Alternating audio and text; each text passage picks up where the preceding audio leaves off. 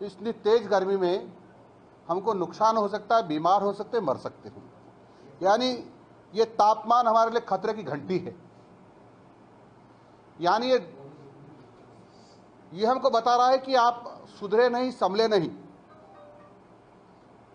और थोड़ा तापमान और बढ़ गया तो हम सबका अस्तित्व खतरे में है, मानवता का अस्तित्व भी खतरे में है। इसलिए हम सब लोगों को बचने के लिए, अपने परिवार को स्वस्थ रखने के लिए, जिंदा रखने के लिए, गांव, शहर, जिला, प्रदेश और देश के सभी लोगों को सकुशल रखने के लिए आवश्यक हो गया है कि हम धरती का तापमान कम करें। और इस धरती का तापमान कम करने की मेरी जानकारी के अनुसार कोई मशीन नहीं बनी है, लेकिन जो प्रकृति की देन है, हम जिसको हम पेड़ भगवान कहते हैं, उसको यदि बड़ी संख्या में लगाएंगे तो धरती का तापमान कम हो सकता है। आप सब लोग जानते हैं कि पेड़ के बिना हम जिंदा नहीं रह सकते हैं। एक पेड़ उसके जीवन काल में, यानी पेड़ की टोटल उम्र में 4 से 5 करोड़ रुपए की आमदनी जनता को कराता है। एक साल में 30 लाख रुपए की ऑक्सीजन देता है। एक दिन में 239 लीटर ऑक्सीजन देता है। और एक पेड़, उस पेड़ के आसपास 1 डिग्री से लेकर 4 डिग्री तक तापमान कम कर देता है। ये पेड़ ध्वनि प्रदूषण को कम करता है और ये पेड़ वर्षा को आमंत्रित करता है। और जिसके कारण से इस धरती पर जो पानी आता है वह कुछ जमीन के अंदर जाता है, कुछ बाहर रहता है। उसके कारण नदी, नाले, नहरें, कुंड, बावड़ी, तालाब सब लबालब रहते हैं। और जिसके कारण से हमको पीने का पानी भी उपलब्ध होता है और हमको जिंदा रखने के लिए, खाद्यान्न पैदा करने के लिए, सिंचाई के लिए भी पानी उपलब्ध होता है। यानी ये बहुत बड़ी ताकत है। मैं आप सब लोगों से कहूं कि हमारे दूसरे देशों की तुलना में हमारे राजस्थान का तापमान क्या है, तो वैज्ञानिकों ने इस बार उस माप का लेखा जोखा रखा है। विश्व में सबसे ज़्यादा तापमान 15 शहरों का है, उसमें से राजस्थान के 7 शहर हैं। मैं दोबारा इस बात को दोहरा रहा हूं कि विश्व के 15 शहरों का तापमान सर्वाधिक रिकॉर्ड किया गया, उसमें 7 शहर राजस्थान के हैं। यानी हम भट्टी के मुहाने पर बैठे हुए हैं, कभी भी जलकर भस्म हो सकते हैं यदि थोड़ा भी तापमान बढ़ गया तो। इसलिए हम सब लोगों की ड्यूटी बनती है कि हम तापमान कम रखें। पेड़ के बारे में ऐसा कहा जाता है कि भारत माता का श्रृंगार है और कोई भी बेटा नहीं चाहेगा कि अपनी माँ का श्रृंगार अपने सामने मिट जाए, और इसलिए पूरी कोशिश करता है कि माँ श्रृंगारित रहे। और ये माँ हमको क्या नहीं देती है, ये हमारा मलमूत्र तक सहती है। जब हमको पानी की कमी आती है, यानी सरफेस वाटर कम होता है, सतही जल कम होता है, तो हम उस छाती की, इस धरती माता की छाती में बड़े बड़े बोर करके पानी निकालते हैं, जो हमारे पीने के काम भी आता है और सिंचाई के काम भी आता है। हम नदियों से, बांधों से पानी एक जगह से दूसरी जगह ले जाने के लिए इसकी छाती पर हम बड़ी बड़ी नहरों का निर्माण करते हैं। कितनी वेदना इसको होती होगी। यही नहीं, इतना ही नहीं होता है, हमारे देश के किसान बड़े बड़े ट्रैक्टर चलाकर उसकी छाती को छलनी कर देते हैं, फिर भी वो बोलती नहीं। और इसलिए नहीं बोलती, उसका दर्द बयान नहीं करती कि यदि मैं ऐसा करूंगी तो शायद मेरे बच्चों को मेरे दर्द का पता चलेगा, तो उनको भी वेदना होगी। इसलिए वह न तो इस पर खाद्यान्न पैदा कर पाएंगे, न पेयजल ले पाएंगे। इसलिए वह हमारे कारण से सब कुछ सहन करती है। तो फिर हमारी भी ड्यूटी बनती है कि हम भी कुछ न कुछ करें।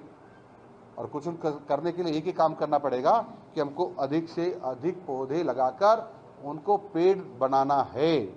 और इसलिए 7 तारीख को शिक्षा विभाग सहित, वन विभाग सहित, पंचायत राज विभाग सहित सारे भी जितने भी विभाग राजस्थान के हैं, वो सारे विभाग लग करके पौधारोपण करेंगे, जो आगे जाके वृक्ष बनेंगे। और वही नहीं, अब तो ये जन आंदोलन हो गया है।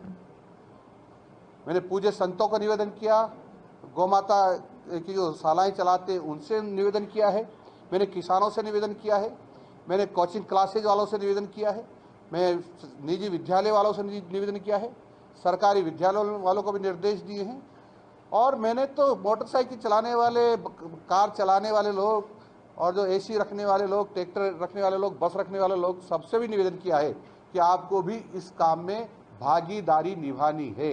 और सबने मुझे आश्वस्त किया है कि हम पूरी ताकत के साथ पौधे लगाकर पेड़ बनाएंगे और शायद तभी तो हम जिंदा रह पाएंगे। ऐसे कईयों ने रिएक्शन दिए हैं। सीकर के जो दिनेश गिरी जी महाराज है, वो 51,000 पौधे लगाएंगे, उन्होंने ऐसा आश्वस्त हमको किया है। कई लोगों ने हमको 1-1 लाख पौधे लगाने का भी कहा है, 20,000 पौधे लगाने की भी एक जो चुरुकी सरपंच बहन राठी, उन्होंने भी कहा है। ऐसे कई लोगों ने आश्वस्त किया है। मैं समझता हूँ उस दिन पूरी ताकत के साथ, क्योंकि जन आंदोलन हो गया, पूरा समाज मिलकर के पौधे लगाएगा और उनको पेड़ बनाएंगे। अब आप लोगों के मन में एक बात आ सकती है, हर साल पौधे लगते, इतने प्रतिशत तो पेड़ बनते ही नहीं। तो अब की बार राजस्थान सरकार ने अनूठा प्रयोग किया है। वो अनूठा प्रयोग यह है कि 200 पेड़ जहां होंगे सराउंडिंग एरिया में, वहां हम एक नरेगा कर्मी उसका रखवाला भी रखेंगे और उसको पानी पिलाने की जो व्यवस्था भी करेगा। इसके कारण से पौधे बचेंगे। हमने शहर सभी नगर निकायों से भी निवेदन किया है कि आप भी पौधे लगाएं, वहाँ समाज के लोग भी पौधे लगाएंगे। तो जो पौधे लगेंगे उनमें ट्री गार्ड की व्यवस्था करें, जो सक्षम लोग नहीं हैं उनके लिए, और जो सक्षम लोग हैं खुद अपने खर्चे से ट्री गार्ड लगाएं उनको, और नगर निकाय हैं वो पानी पिलाने की व्यवस्था भी उसका करेगी। तो इस तरह से बहुत बड़ा काम किया। और शिक्षा विभाग ने इसके लिए लगभग 39 करोड़ रुपए दिए हैं। यानी प्राइमरी स्कूल के लिए तो 15,000 रुपये, मिडिल स्कूल के लिए 35,000 रुपये, और सीनियर सेकेंडरी स्कूल के लिए हमने 55,000 रुपये दिए हैं, ताकि अध्यापकों को छोटी मोटी कोई सुरक्षा के लिए खर्चा करना पड़े, अन्य खर्चा करना पड़े, उनको दूसरे के सामने हाथ नहीं फैलाना पड़े। और कई NGO जैसे हैं जो सहयोग कर रहे हैं इसमें, कोई पेड़ दे रहा है तो कोई ट्री गार्ड दे रहा है तो कोई अन्य उसकी सुरक्षा की व्यवस्था का जिम्मा ले रहा है। यानी अधिक से अधिक पेड़ लगाने की हमारी पूरी तैयारी हो गई है। मित्रों, एक बात ही आती है कि कोई ज़्यादा पेड़ लगाना चाहे तो उसकी क्षमता है क्या इतने गड्ढे खोदने की? मैं जानता हूँ कि इतने गड्ढे खोदने की क्षमता नहीं होगी। तो हमने उनको कहा है कि आप जिला कलेक्टर को, हमारा जो जिला परिषद के सचिव होते हैं उनको, या SDM को, BDO को कह सकते हैं कि मुझे उस दिन इतने पौधे लगाना है, तो मैं गड्ढे नहीं खोद सकता। तो हमने उनको कहा है आप गड्ढे हम खोद के देंगे, हम नरेगा के अंतर्गत मजदूर लगाकर वो जो जितना कहेंगे उतने गड्ढों की व्यवस्था करेंगे। हमने जो सक्षम लोग नहीं हैं, पेड़ खरीद कर नहीं ला सकते हैं, उनके लिए भी सरकार की तरफ से पेड़ों की व्यवस्था की है। तो मैं समझता हूँ जो आर्थिक दृष्टि से कमज़ोर लोग हैं लेकिन उनकी इच्छा है कि हम भी बहुत पेड़ लगाते हैं, उनको वो हमारे जिला कलेक्टर को नोट करा दें, हम उनकी व्यवस्था करेंगे। उसी दिन कहोगे या एक दिन पहले कहोगे तो शायद व्यवस्था नहीं हो पाएगी। गड्ढे भी उस दिन खोदने की कहोगे तो शायद नहीं पाएगी। लेकिन मैं ये बात हम 15-20 दिन पहले से कह रहे हैं कि अभी से आप नोट करा दें। मेरी मोटी मोटी जानकारी के अनुसार है कि 2 करोड़ गड्ढे तो लगभग खुद चुके हैं, और सारे के सारे गड्ढे जितना पौधे लगेंगे उतना हम 7 तारीख के पहले लोगों को खुदवा देंगे। लेकिन लोगों से मेरा यही निवेदन है कि वो पहले हमको बताएं। उस दिन जाकर ये कहेंगे साहब मेरे गड्ढे का, तो असंभव होगा। ऐसा हम सब लोगों ने किया है। और मैं कहूँ कि कुछ लोगों ने मेरे से ही पूछा, भाई साहब इतनी ज़मीन कहाँ है? हमने कहा तुम्हारे पास जितना परिसर है उतना लगाइए, शेष परिसर हमारे पास हमसे कहिए। हमने कहा शमशान घाट में जाके लगा दीजिए, सड़क के किनारे किनारे लगा दीजिए, तालाब के किनारे लगा दीजिए, नदी के किनारे, नहर के किनारे लगा दीजिए, वितरिकाओं के किनारे लगा दीजिए, आप पेड़ की मेड़ पे जाके लगा दीजिए, चरागाह में लगा दीजिए। जरूरी नहीं है कि आपके लिए आपका ही परिसर हो पौधे लगाने के लिए, कहीं भी जाकर के लगा दीजिए। यदि साथ कोई लोग मिलकर के सघन वृक्षारोपण करके बगीचा बनाना चाहते हैं तो हम कोशिश करेंगे कि हमारे पास जो फाइनेंस कमीशन का पैसा है उससे उनका फेंसिंग भी करवा दें। तो इस प्रकार की सब प्रकार की व्यवस्था इसके लिए की है। मेरा मानना है कि पेड़ ज़्यादा से ज़्यादा लगेंगे। और हाँ,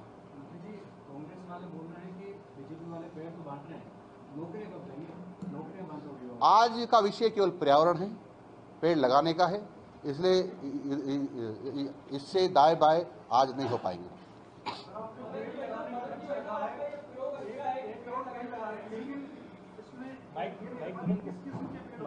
क्योंकि किसान वर्ग में अभियान शुरू हुआ है तो किसानों को चाहे कि उनके आर्थिक समृद्धि हो जाए। सुनो मेरी बात, हमने सीधा सीधा कहा है कि पहले जहाँ तक उपलब्ध है आपके पास पेड़, तो सबसे पहले आप कोशिश करें पीपल लगाएं, बड़ लगाएं, नीम लगाएं, जामुन लगाएं। और ऐसे, ये कहने का तात्पर्य मेरा इतना है कि छायादार पेड़ हो, ऊंचाई जल्दी बढ़ने वाला पेड़ हो, ताकि जितना बढ़ेगा और जितनी वो फैला होगा उतना ही ऑक्सीजन उससे मिलेगी। इसके पीछे हमारा भाव ये है कि ऑक्सीजन भी मिले और धरती माता को शीतलता भी मिले। इस भाव के साथ हम पेड़ लगा रहे हैं। छोटे छोटे पेड़ लगाने का हमने कभी नहीं कहा है, लेकिन अच्छे पेड़ लगाएं। वो जो पेड़ नहीं मिलते हैं तो हम दूसरे पेड़ लगा सकते हैं जो कम ऑक्सीजन देते हैं। मेरा ज़्यादा ऑक्सीजन देने वाले पेड़ हैं पीपल है, बड़ है, नीम है, आम है, जामुन है, ऐसे अनेक पेड़ हैं जो ज़्यादा हमको, शीशम है, ऐसे पेड़ ज़्यादा ऑक्सीजन देते हैं। फिर भी यदि उपलब्ध नहीं होते तो उसके नीचे वाले चाहे 2-5% कम देता हो, 10% कम देता हो, उसको भी लगाएं, क्योंकि कम से कम शीतलता तो हो।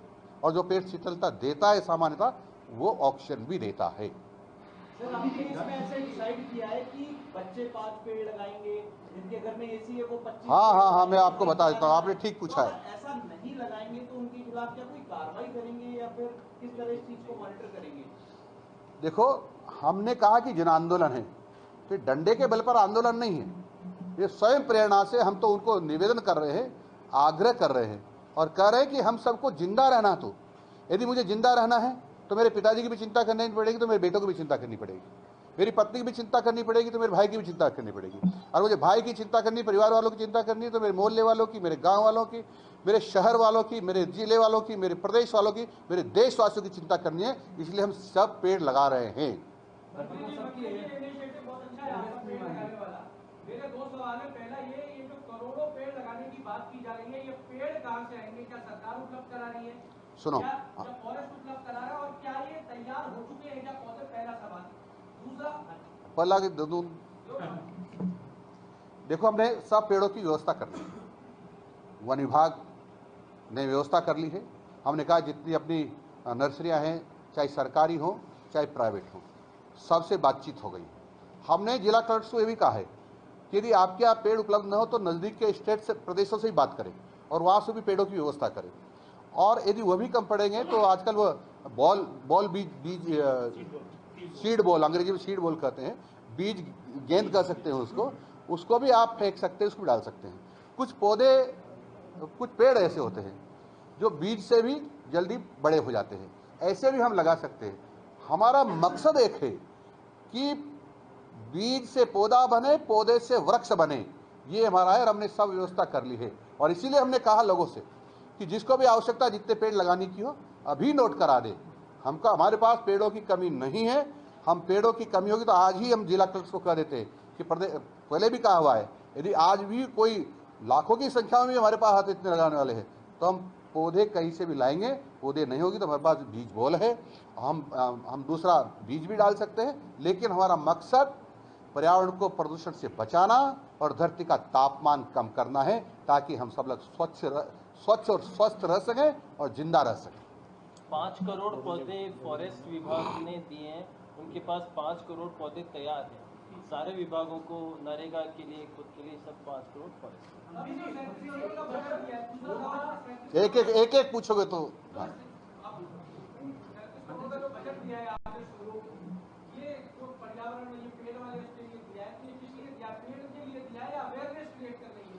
देखो, हमने उनके ऊपर छोड़ा है। हमारा तो पौधे से पेड़ बनना चाहिए। कहीं यदि आपको लगता है कि सुरक्षा नहीं हो रही हो तो वहाँ भी उपयोग कर सकते हैं। कहीं लगता है कि बड़ी संख्या में हमारे बच्चे लगा रहे हैं तो गड्ढे भी खुदवा सकते हैं। मान लो उसने पहले से तैयारी नहीं की तो उस दिन भी खुदवा सकते हैं। उनके स्वविवेक के ऊपर छोड़ दिया, पर ये पेड़ पौधे से पेड़ बनाने में काम आना चाहिए।